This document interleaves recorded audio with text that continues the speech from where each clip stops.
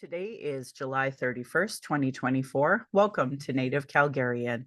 Oki, Naganago, Mekoche Chistokom Aki, or Nara Goga. Sorry, let me try again. Nara Doga de Kots Nagotine Siku Saradi. So my name is Red Thunder Woman. I prefer non-Indigenous to not call me that. My married English name is Michelle Robinson, and I use she, her, they, them pronouns. My Dene lineage roots me in the land of the Great Bear Lake Tribe in Treaty 11 in Delaney. I'm a native to Turtle Island, and my Dene Nation is uninvited to this area of Kinchotine Indahe in Satu Dene, meaning many big dog town, named after the Calgary Stampede. I was born in Calgary, or in Blackfoot, Mokinstis, as Michelle Elliott, an English name which has afforded me privilege in an English colonial world. Acknowledging proximity to whiteness is important because the darker the skin, the more so-called exotic your last name, the more racism people experience in colonial spaces. My late great-grandfather is Milu Biwol from Deline. His daughter, Alice, is now my late granny. My mother and I are Northern Slavey Dene or Satu Dene, but my Indian Act and Post status card by the Canadian government says Yellowknives Dene. So I have lots of family in Yellowknife as well. Through my father, I am a daughter of the Mayflower and a daughter of the American Revolution. Having a Canadian Indian Act and Post status card is a colonial construct by Canadian policies meant to divide Indigenous peoples' inherent rights. Indigenous Two-Spirit or the Indigenous 2S LGBTQ community and Indigenous women are at the bottom of the Canadian socioeconomic ladder because of colonial trauma, imposed poverty, racism, gendered violence, and land theft. According to the 2023 Quality of Life report from the Calgary Foundation, 31% of racialized Calgarians cannot find suitable employment. So, that's a pretty high number for a so-called, crisis for people. I get really offended that people don't understand what the gravity of what I just said is. I'm not a social worker, an elder. I don't speak on behalf of all Indigenous. I just share my journey as a trauma-informed Dene mother navigating this colonial, ableist, misogynistic world in 2024. As a person who's attempted to join harmful colonial parties, spent money to be at expensive conventions, left my home to travel to those conventions just to vote on incomplete policies that still allow for colonial incarceration, a denial of justice, denial of health services, inequities, racism, colonial trauma, and genocide of Indigenous and Black peoples. I have worked to continue reports to advocate for and attempt to work within these systems meant to harm me and my community. I think of all of this today as we honor the many Indigenous lives lost for the so-called country named Canada. I hope you see your role in the importance of stopping harm, and as a citizen, see your role in reconciliation and as a treaty partner. Pride Month should never be 1 month. It is important to understand that the straight agenda and gendered violence was and is forced on these lands by Christian outsiders and their colonial laws. Land acknowledgements are critical for creating a safer space for Indigenous, as well as honoring the host as a guest and acknowledging your role as a treaty partner in a so-called time of reconciliation. Can they be performative? Of course. It's important land acknowledgements have meaning. I encourage all folks to introduce themselves with an acknowledgement of their ancestors, story of displacement, and how you perceive your role as a treaty partner, a citizen of Canada, a refugee, or other land displacements, so we as Indigenous peoples know how safe you are to be around. If you won't pronounce your local Indigenous nations' names, won't say your pronouns, won't say your story of origin, won't acknowledge stolen lands, won't acknowledge imposed economic oppression or your role in reconciliation, I determine how safe you are to be around my family, my community, and myself as we face the most colonial violence based on ignorance or worse, willful anti-Indigenous biases. Understanding land acknowledgements and their importance is Indigenous 101 because it immediately addresses colonialism, oppression dynamics, broken treaties, and lies taught today in Canadian schools nationally. That's why settlers and those who call themselves native Calgarians or whatever town you're from, you show me you have no Indigenous 101. And Jesse Winty's book on Reconciled explains this perfectly, as do many Indigenous authored books. Come join my book club. Land Pact is a movement that could save the planet from climate change created by capitalism and colonialism, but it would be a part of treaty partnership, meaningful reconciliation, and honoring global initiatives like the United Nations Declaration of Rights of Indigenous Peoples. As a former geomatic drafter, I'd be happy to teach you more, but you have to pay me. I'm speaking to you on the lands of the Niitsitapi, which is the Blackfoot Confederacy. The Blackfoot south of the imposed U.S.-Canadian border are the Blackfeet, or they call themselves the Omska Bigani of the Blackfeet. North of the border, Siksika, Kainai, and Bagani. These lands are now Treaty 7, so that was signed in 1877. So that included the Blackfoot Confederacy, the Goodstoney, formerly Wesley, the Chiniki and Bearspaw nations of the Stoney Nations, or the Iyethka, Nakota, Wiskadabe, and the Dene, of course, from Tsuut'ina. I acknowledge all First Nation, Métis, Inuit, status and non-status across Turtle Island as the keepers of these lands. All non-Indigenous are treaty partners with the government signing on your behalf. My Patreon account is Native Calgarian, where you can pledge and support. Thank you, previous donors, for showing your support. If you value listening or watching and can afford to give, thank you. If you cannot afford to give, I'd love to hear from you at nativeyyc@gmail.com. Send in your comments or questions. But if it's racist, I'll send you an invoice of how much you owe me for reading that crappy email. Also, giving a review helps whatever medium you're listening from. I have a YouTube channel that you can go and subscribe. You can go to nativecalgarian.com for the latest podcasts and pin posts on social media. And I'd love to invite my guest to introduce herself in her way, or themselves in their way. Hi, I am still working on what name suits me, but my given name is Lindsay, and I've been playing around with going by Star. My pronouns are they, them, and I am an uninvited settler on Treaty 7 land, stolen land, and I am so happy to be here. And today I really want to talk about neurodiversity and especially autism and how it's a huge impact on so many of us, and even what it is has been taken over by colonization and patriarchy.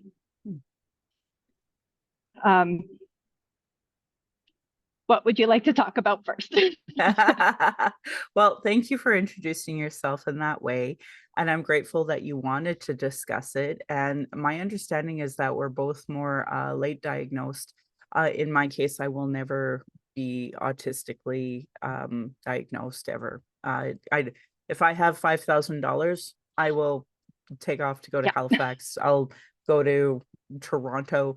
I just $5,000 is a lot of money, so I just know I'll never have that diagnosis. But I did recently get diagnosed with ADHD, and I am trying to unpack what that means. I'm also trying to unpack self-acceptance when it comes to a self-diagnosis to autism.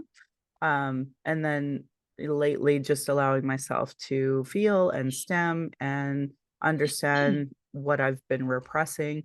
So I believe that you were a later diagnosis as well.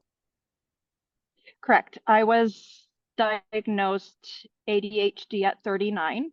And I don't like the term diagnosis for autism personally. I prefer recognized, because I do not believe in any sense that it is something to be diagnosed. I don't feel like it is a disease, a disability. While there can be aspects usually forced upon us that are disabling. But I was recognized autistic at 40, and I did have a private assessment first.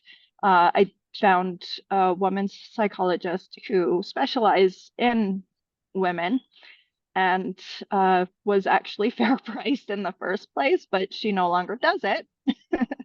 she's moved on more to the science side, I believe. Um, and then I have since been in the mental health ward at the hospital here in Calgary, where my psychiatrist there refused to accept that I was autistic because I don't present as, a nephew with autism. The I don't sit by myself. I can talk to people. I can make eye contact. I'm not the stereotypical presentation. And then have had another recognition from another psychiatrist that yes, I am autistic. So um, I consider my whole time in the hospital here as traumatic, basically. I was not able to get the help that I needed, other than not being in the role of wife and mother for a few days where I could just calm my nerves. And I I did make friends there. I did meet people, and we were all just trying to do our best. But when it came to the actual therapy, it was anything but that. And um, I even insisted that my psychiatrist go home and read literature on autistic women. And the next day, he just straight up said, "No, I'm not going to do that."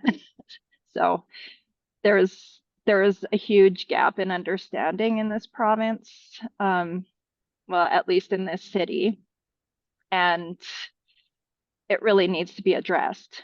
But also, what needs to be looked at as is what is autism really? And in the reading I've been doing, autism genes predate humanity, even back to the Cambrian era, where it may have been pivotal in the development of nervous systems as we know it, and all that kind of stuff. Evolutionary. I read another article this morning when I couldn't sleep about how there's a theory that the Chauvin, I believe, cave paintings in Paris uh, were done by autistics, because of the attention to detail, knowing what kind of inks and stuff would, last.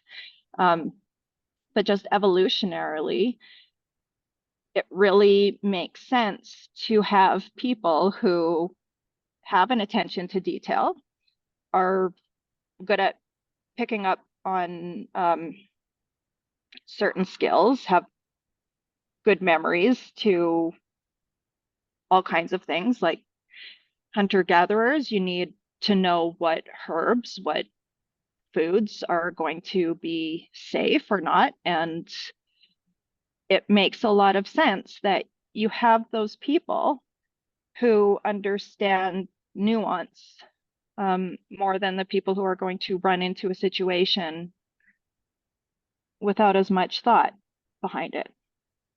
And my journey started by looking at highly sensitive people, um, which is found in other species as well. But how much of that is really just autism when you come down to it? But we're in a society that simply pathologizes. And if we are not following the rules that somebody made up, and this goes back to colonialism and patriarchy, they have decided that this is what is normal. You have to speak in this way to be normal. You have to look at people this way. You have to follow these rules, or you're the problem. And that is all a newer construct than if you go back to how we evolved. And we evolved based on community and cooperation. And when you hear autistic people speak about autism, you actually find out that there's a huge sense of morality, wanting to connect, needing to take care of others as well as ourselves, mostly others. And that's why we tend to get taken advantage of so much. I've been Um, really struggling with that concept of being taken advantage of because I lost a friend last year. They're alive. I just our friendship dissolved because of horrible things they said to me in a message yep, after I had stored their things for like a year. And I was and had a pre-existing relationship. Like I was genuinely, wow. So was that just being taken advantage of? Like I was trying to understand that. And I've given boundaries to people that they've pole vaulted over, and I try to be kind because they're native. And yeah, so I am struggling with that, being taken advantage of, because I don't have the heart to, kick someone out off my couch. I don't have the yep, heart to throw out valuable things that someone asked me to store for them. Like I don't have that in me. And yep, so I've been learning to say no more. And when people would ask me to go to a meeting or a rally, I would say yes every time, even if it caused me like a racist moment, harmful people who do it with a smile. And what I just found out, my daughter educated me. It's called looping, where you think of something over and over and over and you can't get out of it. And so, yeah, I'm starting to like kind of put the world at a boundary now and trying to figure out what it is I'm going through. And I thought the boundaries that I had developed in my 20s from domestic violence and understanding those boundaries, that has helped me obviously up until 47 yep, years. But that bigger picture, that now understanding, like, I just don't have it in me like other people do because of, and I don't like that ADHD is considered a disorder, just like you don't like that term diagnosis with yep, autism. Because I have seen people say it's a superpower, and I kind of I agree and I disagree in the sense that it's a superpower that we can do like a sprint, but it's like you said I so eloquently, that this world making us conform to a certain way then causes it to be a disability, right? yep, And I love the way you frame that, because it's like I can't sprint forever. I can only sprint for short periods. And now I understand why. So, yeah. yeah. And I'm so sorry that you lost that friendship. And I can relate, like, I remember having two female best friends in my adulthood, both type A's that I felt adopted me. And when I was no longer useful, just slammed the door, and much of it was hurtful. Like, and it itself is traumatic, um, because we are trying to navigate the social landscape and have these friendships and feel like we belong. And then when we're no longer relevant to who we consider a best friend or someone that we're close to, they're just able to dispose of us, and it hurts.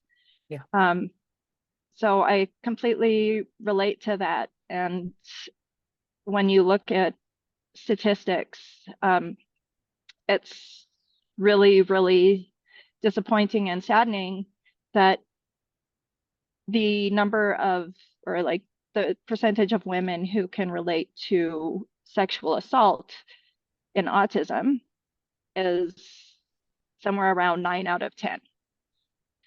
So we we want to believe that other people are as good and kind as we need them to be. And unfortunately, that is not always the case for whatever reason. And what really hurts is when you try and look at the research that's out there, so much of it is comparing us to mice. Um, we are just animal studies, and the first paragraph of every scientific paper almost is explaining how we are a disorder. Yeah. And I am not a disorder. I Well, am autistic and I am not a disorder. I love the way you said that because one of my one and my only nonprofit job was supposed to be working with police, and at that time Emma missing and murdered Indigenous women girls Two-Spirit was a, something I was trying to get mainstream to understand. Yeah.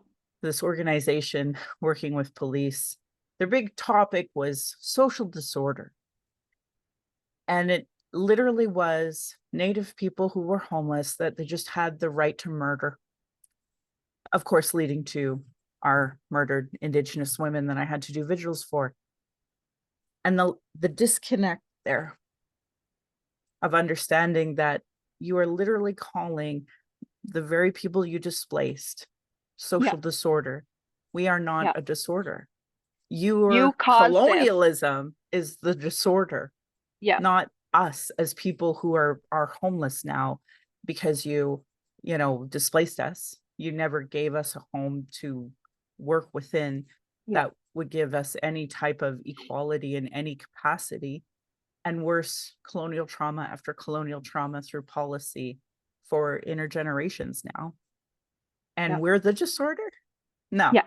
no. Yeah. It's like So they create the game and they keep the rules secret to themselves, and anybody who falls even slightly yeah. off of that main straight line is wrong. Yeah, no, it's gross. And then that gives them the right to murder us. And I see that, obviously as an Indigenous person, as women, to us LGBT, but also, a huge majority people that are homeless have incredible amounts of trauma that have Yeah. led to what they call disorders, when Yeah. really it preventable, 100% preventable traumas, just their colonial violence they don't see Yeah. as the disorder.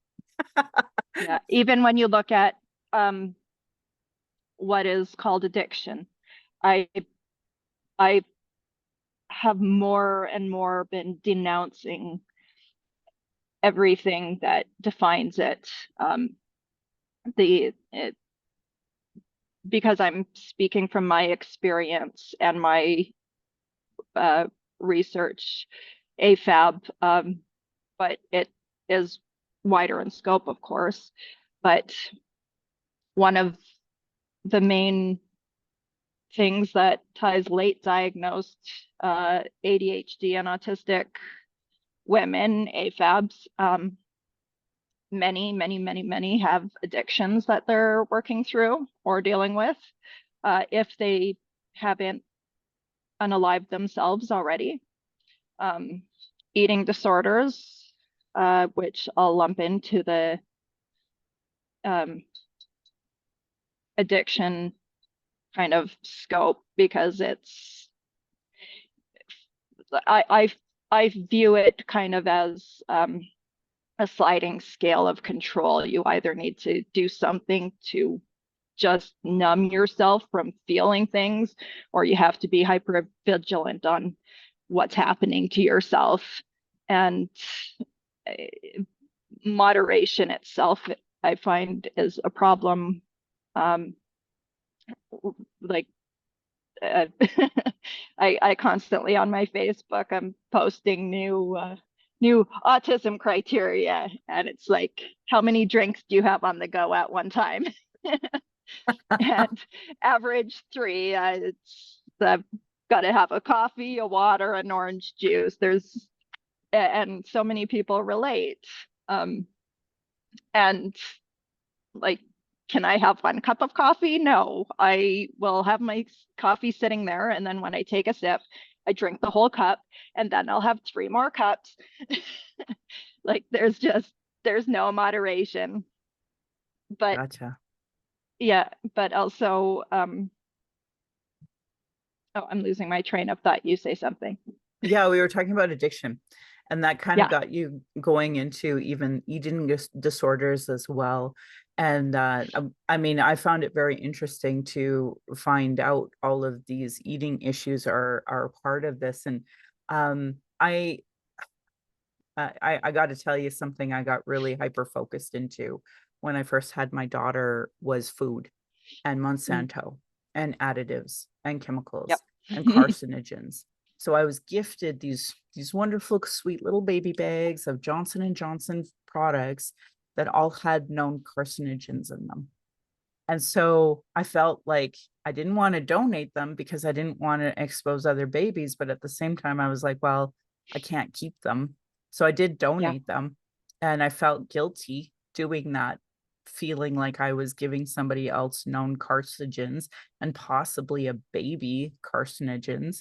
And so I got really hyper focused on, detergents, what we were putting in our, I cloth diapered my baby, and I was cloth diapered. My mom was moss diapered. hmm My grandmother moss diapered.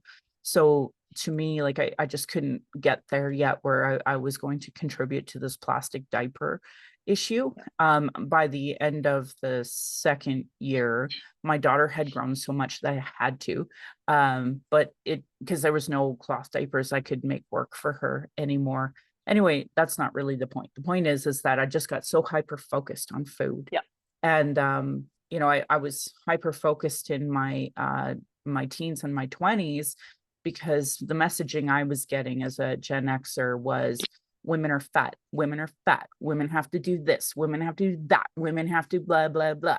And it was yeah, like I had so much judgment from the people around me on a single pound, let alone whatever. And I remember having, like, in my teens before my husband, boyfriends that I would say I just feel really fat.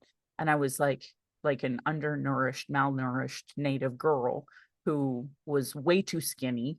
And yet I felt fat because the mainstream colonial narrative is, you're not a pretty white Barbie, you're fat, you're ugly, you're blah, blah, blah. So I really had to unpack that.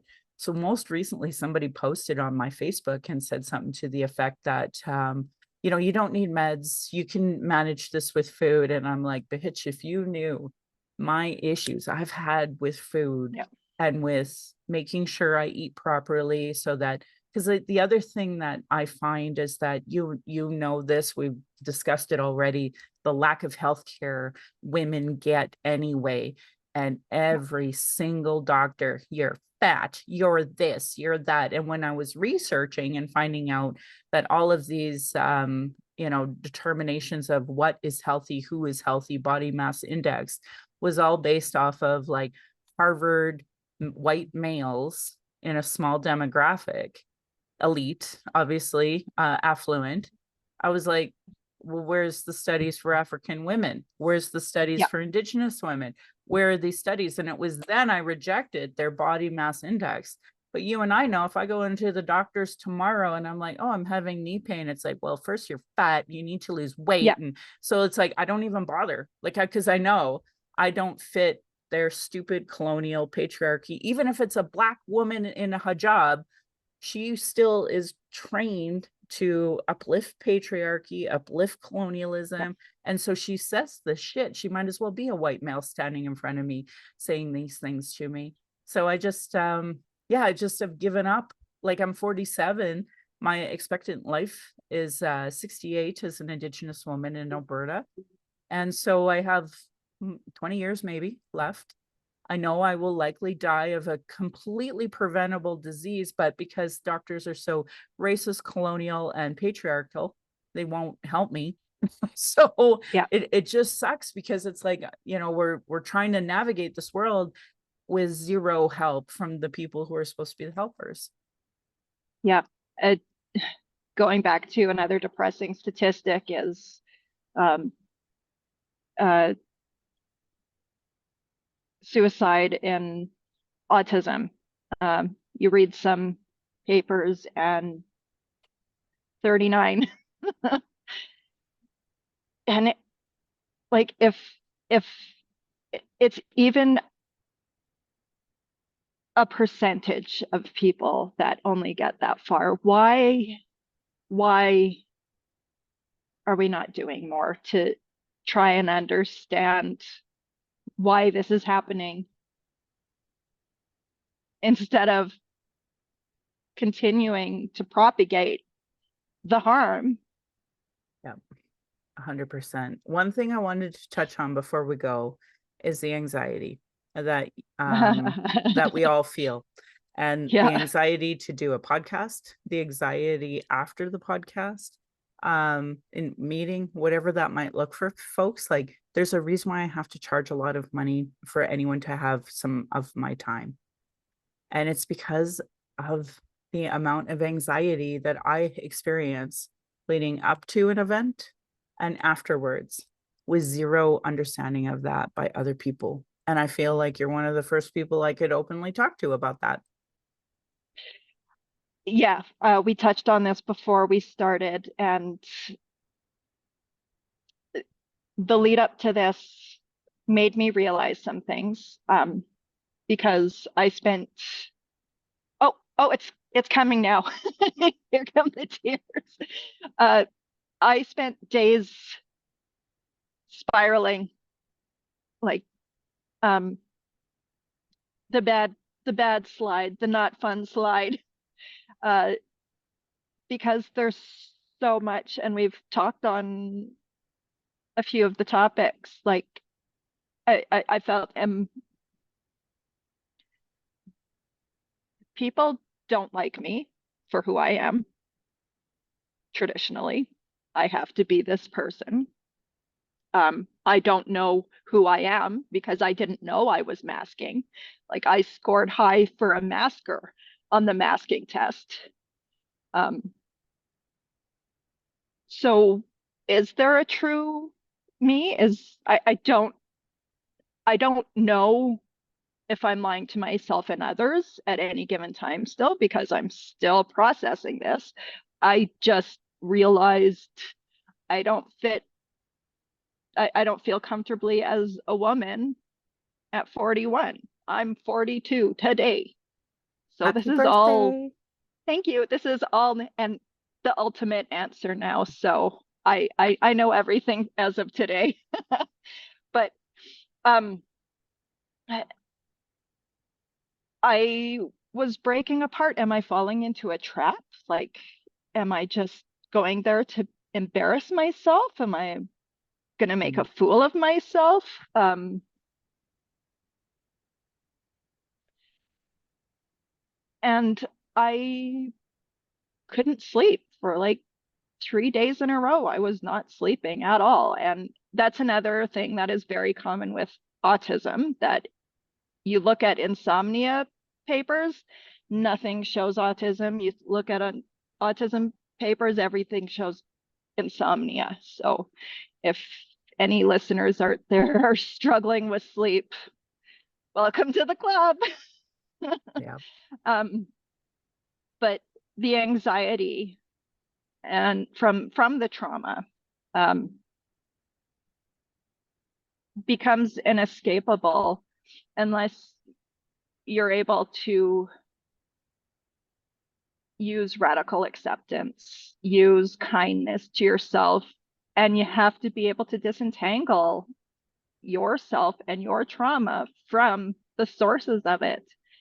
And I just don't understand how anybody can do that and not look at the bigger picture as a whole and how racist the system is. And I say this as a white human who grew up Christian and a liberal sect of Christianity, and it was still pervasive towards my trauma because girls, boys. girls are this, boys are that. And there's no wiggle room. You might be a tomboy, but you're still a girl. And when it comes time, you need to toe the line. And it just, the line is fake. So yeah, um, I came to realize during this time that I am still putting on my own mask, my own oxygen mask during the turbulence. And even though I want to do more and help more and be all the things, I'm still in survival mode. Um, and I think I just figured that out yesterday. So I was really able at that point to just be like, oh, okay, I really need to stop putting so much pressure on myself to be everybody's 100% when I'm maybe 25% there for me at this point still, because I didn't come to find out that I'm autistic because good things were happening. It was a major burnout where it really triggered like the autoimmune type chronic pain things that are so prevalent and constant within our population. There you go. So I just I need to say to everybody who can relate, just please be kind to yourself. Yeah, agreed. Oh, I really appreciate you sharing that. I had a eureka moment yesterday about chronic pain and PTSD. So actually, I have to go Yeah. to a counselor to determine now this chronic pain that I've been experiencing, if it's related to a car accident I had it a few years Mm-hmm. ago, because apparently it's actually quite common. I've been suffering from panic attacks recently, and I guess it is quite common after a car accident, after a couple of years, to experience PTSD. And I was like, Mm-hmm. out of all of the things in my life, this Yeah, why? Why? like that? That's out of all the things. Hey, okay, okay. So I got to go to a counselor, get that assessed as well. I just want to share really quickly with you and my listeners that I posted about this on Saturday, that I did meet a doctor who is supposed to do assessments, and he was out of BC, and he had an English accent, and he introduced himself as Muhammad. And so he was back to the stereotypical Rain Man type scenario.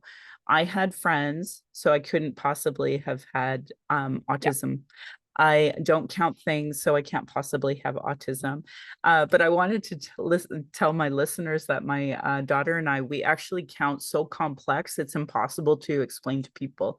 Mm-hmm. So for example, we were talking about this person in grade 10. No, wait, they were 10, so they would have been in grade, and then we immediately were doing math, both of us, like right then and there. Like, we're constantly doing Mm-hmm. math in different ways. But if you just believe in white male, affluent white males, sit, rock, and count, then I guess we're way too out of there.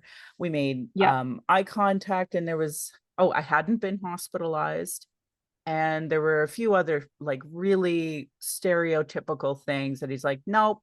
And then immediately I told people, and folks like yourself were like DMing me, messaging me. And I did find it interesting that Gen X and boomers are too afraid to speak publicly, so they DM. And those who are younger are quite open about being diagnosed with autism or ADHD, like just commenting openly. So I found that I've been finding Mm. that interesting since I talked about having ADHD, and now we're talking about autism. Um, seeing how the different demographics react to it, but also like all everyone being like, this guy doesn't know what he's talking about. And, you didn't even have a family member with you. And I had to do that with my ADHD assessment even. So it's just been interesting unpacking this and realizing how many of us have ADHD, how many of us have autism, and the world will never know because we Yeah. don't pursue it. We don't have access to it. And if I was up north, there's no way I would know any of this. So I really Yep. appreciate you coming on my show to talk about this. You are welcome to come back anytime to talk about whatever it is we need to talk about. But if is there anything else you'd like to add for today's show? uh, Now that you're asking me a question, there's that whole recall amnesia. So nope. That is fair. That's why I always tell Yeah. my guests, write down the points you want to make sure you say, because if you don't, then it won't come, especially at the end. But you're welcome back anytime. I appreciate you being so open and honest about autism today, and thank you. And just know that as we go, for folks who just listen to our podcast, I'll say this: it's been interesting having folks who listen to my podcast, folks who are on Facebook, folks who are on TikTok, folks who are on Twitter, like all of these different folks that interact with me in different ways, talking to me about both ADHD and autism. And I just wanted to say thank you to all of you, whether you're messaging, whether you're emailing, whether you're posting on one of the social media apps. I just want to say thank you for all that you do, because I think it helps not just me, but other people reading it. So I just appreciate people willing to do that. And I will end with that. Don't hesitate to reach out to us if there was something you heard today that really resonated with you. I do know that there's a doctor in Edmonton who does autism in Indigenous people. So when I find out who that person is, that is a person I'm going to be reaching out to have on the show, because, I am really struggling of determining what is childhood trauma, what is racist trauma. I've always talked about racial battle fatigue, realizing now it's a mental health fatigue of trying to conform to these colonial ways. Obviously, I think this is gendered violence as well, especially in the medical community. So, like, it's pretty hard to just say it's autism, it's ADHD. It's like it's intersectional, and it sucks. So, yeah, highly don't recommend. 0 out of 10. But I appreciate having other people to discuss these things and being able to take popcorn and throw at the medical community or whatever institution is just gnawing at us. So thank you. So for folks who listened to my last one, I did also talk a bit about some of the things that are happening in politics, the Olympics, my dog's healing just fine. The Olympics, we've had our Canadian rugby women's team win silver, which is kind of a big deal. There's a Japanese judo winner from Lethbridge. So for folks who don't know the history of Lethbridge, Lethbridge was one of those places that during the Japanese intern camps, a lot of Japanese folks ended up in Lethbridge. So I think it was her dad. Somebody said her dad. I haven't researched this, so I could be wrong. Lived in Lethbridge, so that's why she ended up there. My big post when celebrating her win was like, Lethbridge, hey, out of all the places in Canada to live, yeah, chose Lethbridge. So, and then somebody piped in, well, I think they spent time in Winnipeg too. And I'm like, I don't know. I think you can have her. And I don't know which city would be worse for racism, Winnipeg or Lethbridge, but either or. I'm like, hey, at least she won. Congratulations to her. And I can't imagine how many years of training it took to win a gold in judo for the Olympics. So honored that just to witness that in my lifetime anyway. We are in the middle of a new heat wave here in Calgary, and back to this conversation of ADHD. I've been started on this Concerta, and I am experiencing panic attacks, and I find the heat very suffocating. Sat to Denny, we're not supposed to be in over 19 degrees. So I am struggling in with anxiety in this heat. So I for folks who are like, oh my God, it's so heat, you're blocked on all my social media apps immediately for not showing empathy for my anxiety. So just so you know, that is why you might be blocked. I hope you listen though. Anyway, for folks who don't know, we have an Indigenous book club. We meet the second Monday of each month, and it's I find it wonderful. I'm a reader. I know that's not everybody else's demographic. So if you want to join, just shoot me a message and I will send you a link to our book club as well as the books that we are reading. The Reconciliation Action Group, we had our last meeting till we kind of take a break through August. And really, you know, if you are a white settler who feels they have capacity to help, please, by all means, reach out to the Reconciliation Action Group so that we can get folks doing more, because you will be shocked at how little people actually do. And I should mention that Jason Kenny got a headdress yesterday from the Blood Tribe, and how he chose to message it was about this Indigenous company that was started in Alberta, that they work really hard of getting basically shares in all the pipelines. And so he's like, this is economic reconciliation. And for many of you know that I have talked about the National Indigenous Economic Strategy. That is actual economic reconciliation if you're interested in learning more about that. But the thing is that, so for all of you folks who are like, well, I just don't have time for the Reconciliation Action Group, or I just don't have capacity.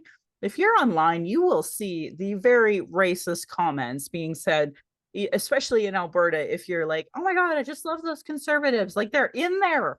All of the comments are in there.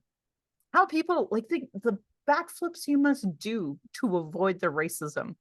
Uh, you're not reporting it. I know that. I just shared a beautiful um, commemoration memorial done by the Calgary arts community about Alex Xavier, who just passed away, our Denny artist from Cold Lake, one of our first internationally known artists, passed away of you know, old age.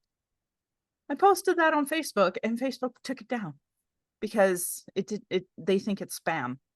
And I was like, we so very rarely post stuff like this, and you took it down, you know? So I can't even post a memorial for Alex Xavier by a reputable group like the Calgary Arts Development without it being taken down. And conservatives are posting online with Jason Kenney's headdress, all sorts of horrible things about Natives. So if you think you don't have capacity for the Reconciliation Action Group, I know you are seeing these things and why you choose to do nothing. You know, if 100 settlers reported a shitty comment like that, imagine. I can't even post without because it was friends only on my Facebook. It wasn't even my public pages, you know, and it still got taken down. So tell me the disconnect here, folks. Just anyway. And at the very minimum, just follow like a Doni Winjack Foundation type organization. If you're like, I can't stand Michelle because she's too truthful, blah, blah, blah, then fine, follow somebody, Christy Belcourt, anyone that you find that you can tolerate whatever it is that they're saying, in order to start your path of unpacking your anti-Indigenous bias, because we are living with the impact of everybody else not having an understanding that their treaty partners not living up to the treaty, and certainly not living up to the 94 calls to action, let alone the 231 calls to justice. So if you are in the Calgary area, you have capacity, please consider joining the Reconciliation Action Group. Please consider liking them, maybe sharing some of their posts. Maybe you can tolerate theirs, but not mine. I don't know. I'm proud that we also give solutions in this podcast. Cultural safety training, cultural first aid. It's really important to create a safer space for Indigenous, people of colors, those with disabilities, and 2S LGBTQ. So according to the 2023 Quality of Life Report from the Calgary Foundation, 88% of racialized Calgarians feel uncomfortable and out of place because of their religion, ethnicity, skin color, culture, language, accent, gender, and sexual orientation. 84% of racialized Calgarians believe that racism exists, while only 66% of non-racialized understand that.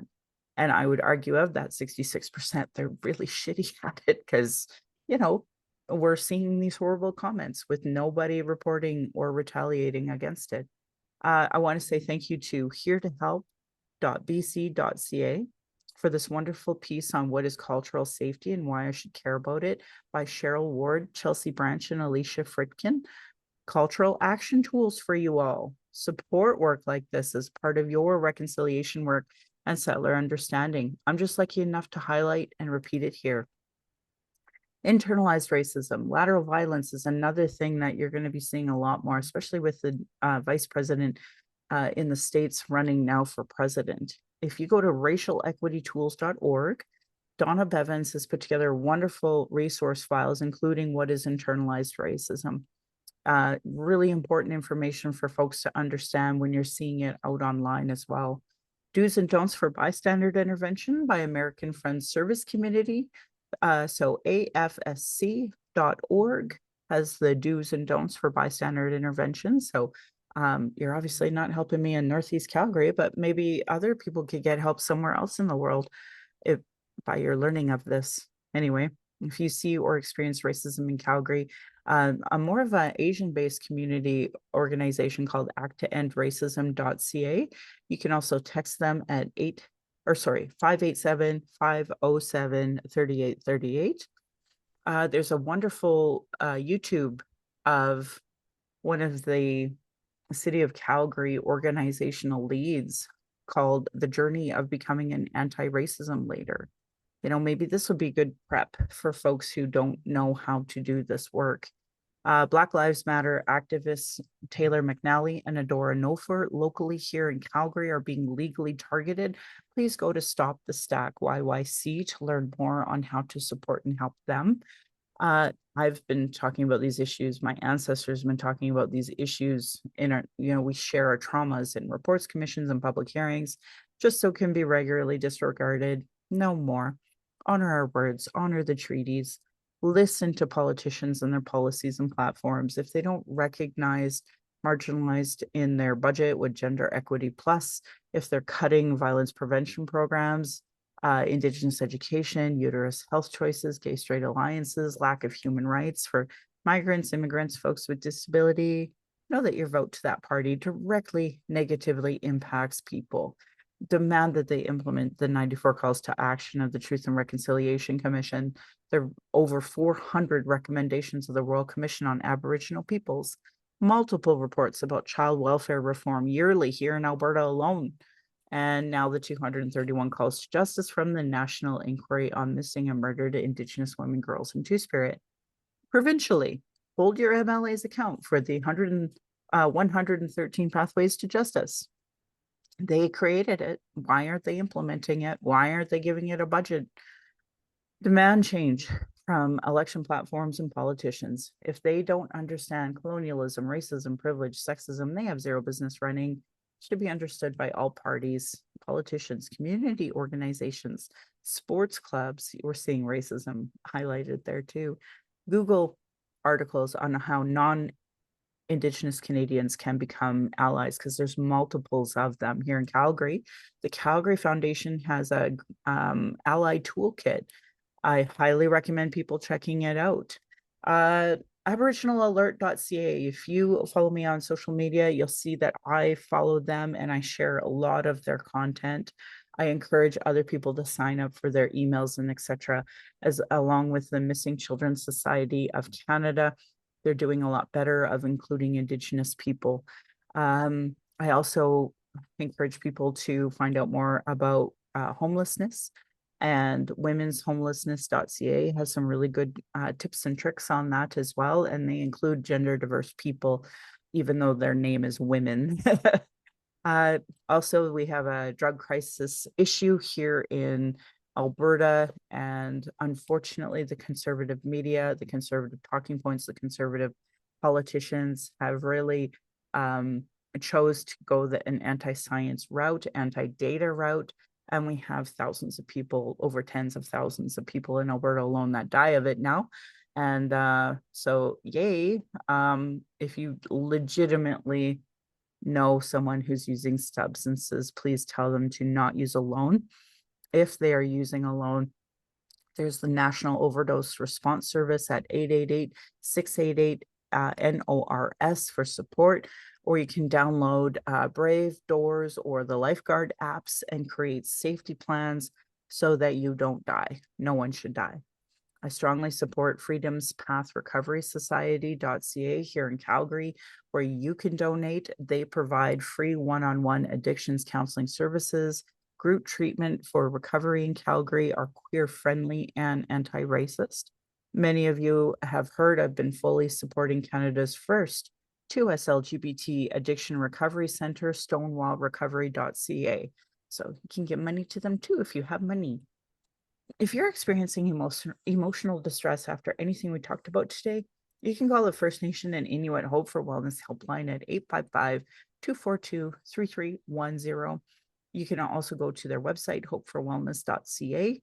If more related to missing and murdered Indigenous women and girls in Two-Spirit, you can go to 844-413-6649. There is a 60 Scoop Indigenous Society of Alberta at ssisa.ca. The Indian Residential School Survivor and Family Hotline is 866-925-4419.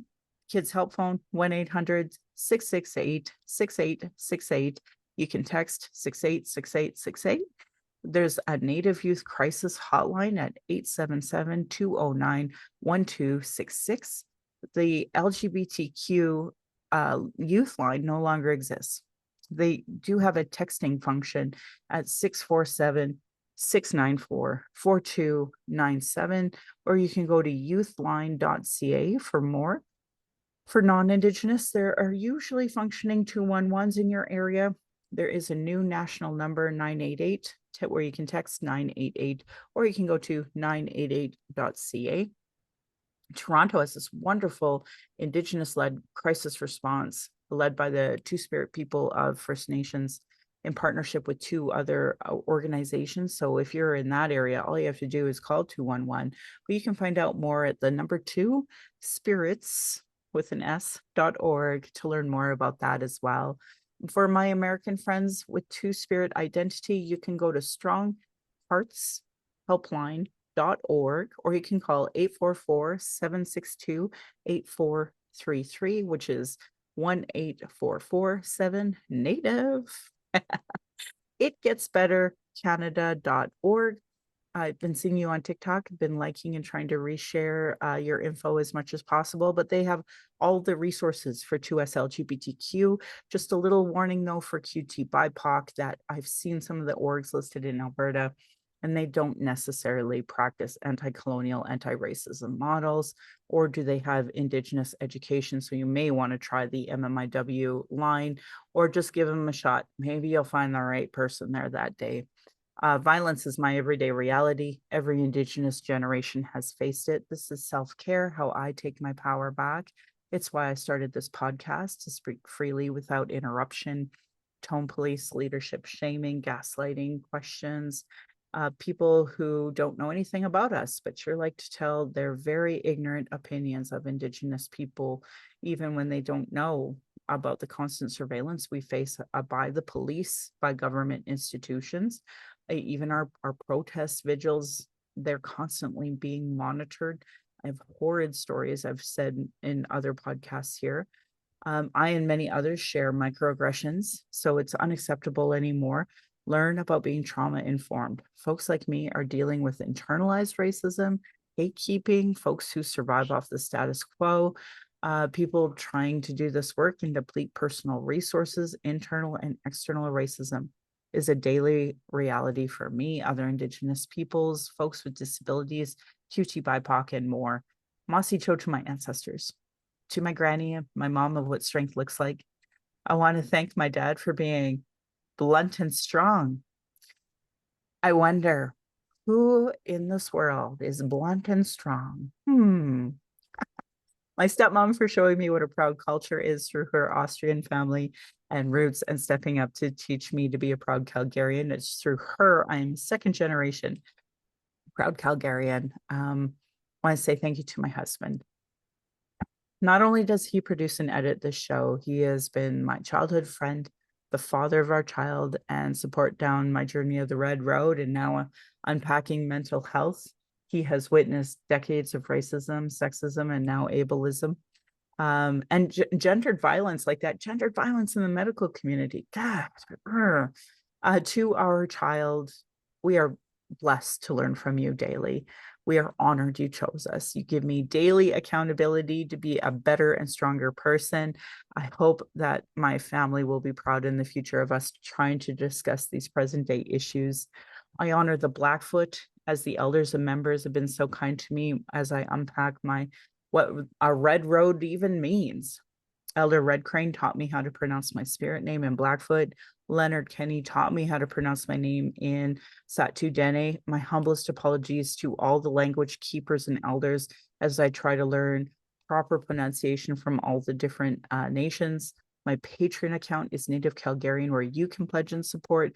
Thank you, previous donors, for showing your support. If you value listening or watching and can afford to give, thank you.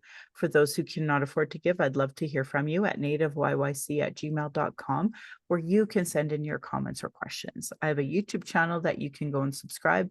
Go to nativecalgarian.com for the latest podcasts and posts on social media.